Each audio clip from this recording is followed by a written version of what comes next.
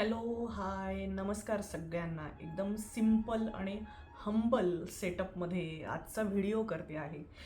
खूप दिवसांपासून व्हिडिओ केलेला नव्हता. आज बऱ्याच दिवसांनी व्हिडिओ करते आहे आणि मला वेगवेगळ्या विषयांवरती वाचायला, बोलायला, माहिती काढायला, पिक्चर्स पाहायला, साड्यांबद्दल माहिती काढायला हे सगळं खूप आवडतं. हे तुम्हाला सगळ्यांना माहिती आहे. नुकताच मी एक पिक्चर पाहिला, जस्ट आत्ताच थोड्या वेळापूर्वी. Zee5 ह्याच्यावरती पाहिलेला पिक्चर आहे. पिक्चरचं नाव आहे फोटो फ्रेम किंवा त्याचं नुसतंच नाव फ्रेम हे आहे. विक्रम पटवर्धन यांनी हे डायरेक्ट केलेला पिक्चर आहे. ह्याच्यामध्ये स्टारकास्ट आहे, म्हणजे मला दोघंच जण त्यातले माहिती आहेत आणि दोनच मुख्य कॅरेक्टर आहेत. तर एक आहे नागराज मंजुळे आणि एक आहे तो म्हणजे अमेय वाघ. असे हे दोघं कॅरेक्टर आहेत. हा पिक्चर हा व्यावसायिक फोटोग्राफर जे असतात ना, जे प्रेस फोटोग्राफर जे म्हणतात, तर त्या दोघांभोवती फिरतो.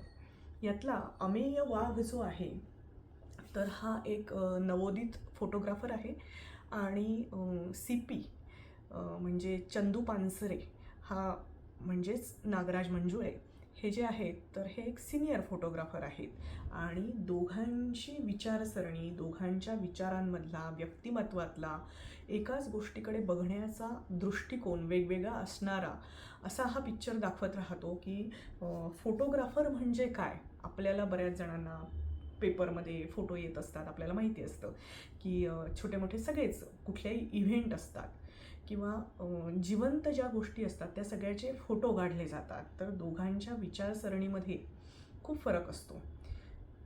अमेय वाघ हा एक होतकरू, हुशार, नवीन पिढीचा पण संवेदनशील असा मुलगा आहे, ज्याचं नाव सिद्धार्थ काहीतरी आहे त्यांनी घेतलेलं. आणि हा जो आहे CP जो आहे म्हणजे चंदू पानसरे, तर हा एक अनुभवी जुन्या पिढीतला बरंच काही आयुष्य बघितलेला पण अतिशय काटेकोर, अतिशय प्रॅक्टिकल, काय म्हणतात ना, फोटो हेच आपलं विश्व असं मानणारा असा एक फोटोग्राफर आहे जो सिनियर आहे. त्याच्या दृष्टीने फोटो एवढ्या एकाच गोष्टीला आयुष्यात महत्त्व आहे, बाकी काहीच त्याच्यासाठी महत्त्वाचं नाही आहे. जो पूर्वी फॅशन फोटोग्राफर असतो आणि फॅशन फोटोग्राफरमधून त्याची ओळख एका मॉडेलशी होते, त्याची बायको, तिचं नाव आहे मुग्धा गोडसे आणि मग त्यांच्यापासून त्यांना दोघांना मुलगी होते आणि बायकोशी त्याचं पटत नाही आणि अशा वेळेला तो बायकोशी ज्या पद्धतीने वागतो त्यामुळे बायको तर त्याच्यापासून दूर जातेच, त्याची मुलगीसुद्धा त्याच्यापासून दूर जाते. आणि हा जो आहे सिद्धार्थ हा नवीन दमाचा एक मुलगा आहे पण CP त्याला वेळोवेळी काही ना काही कारणांनी मदत करतो, त्याला बॅकिंग देतो, त्याला सपोर्ट करतो, पण स्वतःच्या पर्सनल आयुष्याबद्दल त्याला काहीही थांगपत्ता लागू देत नाही आणि त्याबद्दल त्याच्याशी तो बोलत नाही, कुठलीही गोष्ट तो शेअर करत नाही. जे काही असतं ते एक्स्ट्रीम प्रोफेशनलिझम असं ते उदाहरण असतं. आणि असंच गप्पा मारताना एकदा सिद्धार्थ आणि CP यांचं बोलणं चाललेलं असतं. तर हा एखादा समजा ॲक्सिडेंट झालेला आहे, तर अशा वेळेला CP त्याला असं सांगतो की फोटो काढणं गरजेचं आहे. सिद्धार्थ म्हणतो नाही. त्याचा ॲटिट्यूड जो असतो त्याचं म्हणणं असतं की माणूस महत्त्वाचा आहे. अशा वेळेला त्या माणसाला, ॲक्सिडेंट झालेल्या माणसाला मदत मिळणं गरजेचं आहे.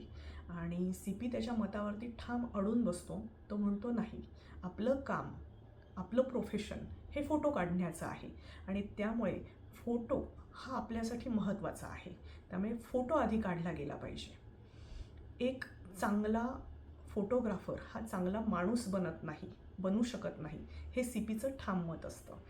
पण सिद्धार्थ इथेच त्याच्या मताशी हे करतो, काय म्हणतात, रिबेल करतो किंवा इथेच त्याच्या मताशी तो फारकत घेतो आणि तो म्हणतो की नाही, त्या माणसाला, त्या ॲक्सिडेंट झालेल्या व्यक्तीला आधी वाचवलं पाहिजे, मग फोटो वगैरे होत राहतील.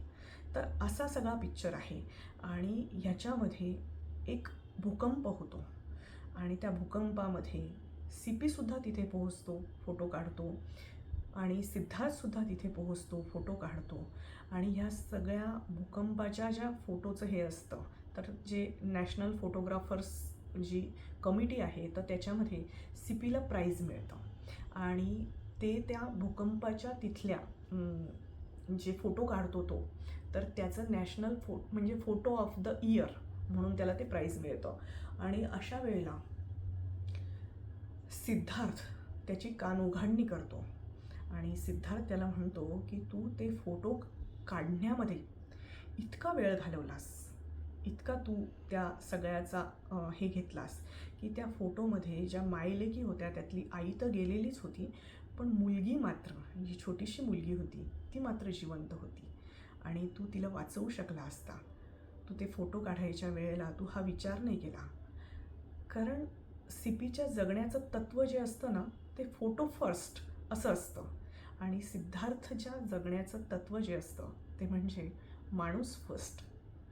तर इथे फोटो जिंकतो आणि माणुसकी हरते. तर असा सगळा गाभा असलेला हा चित्रपट होता. ह्याच्यामध्ये दोघांचंही काम खूप छान झालेलं आहे. शेवटी तर माझे डोळे पाणावले अगदी. तर हा चित्रपट बघा तुम्ही नक्कीच. Zee5वरती आहे. पण हा सगळा पिक्चर पाहत असताना मला एक घटना आठवली की ही घटना जी आहे ना, ही ह्या चित्रपटाशी अतिशय साधर्म्य दाखवणारी अशी घटना आहे.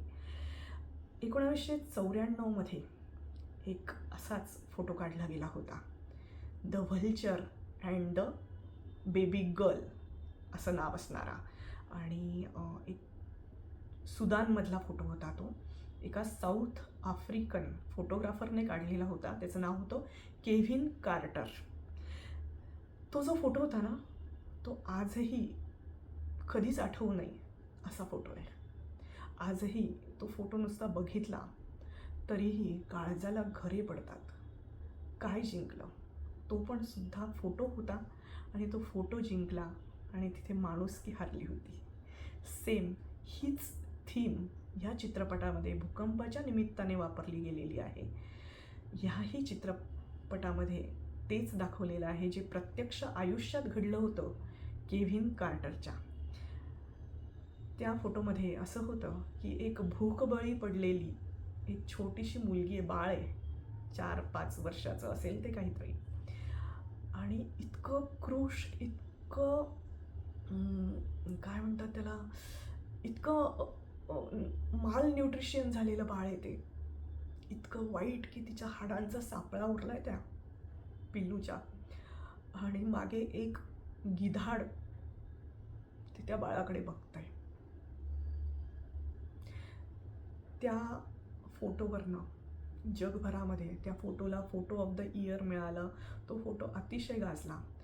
जगभरामध्ये अतिशय गदारोळ उडाला की 2 गिधाडं होते तिथे. एक फोटोत दिसणारं आणि एक कॅमेऱ्याच्या लेन्सच्या मागचं असं सांगणार. हे सांगताना सुद्धा मला खूप त्रास होतोय.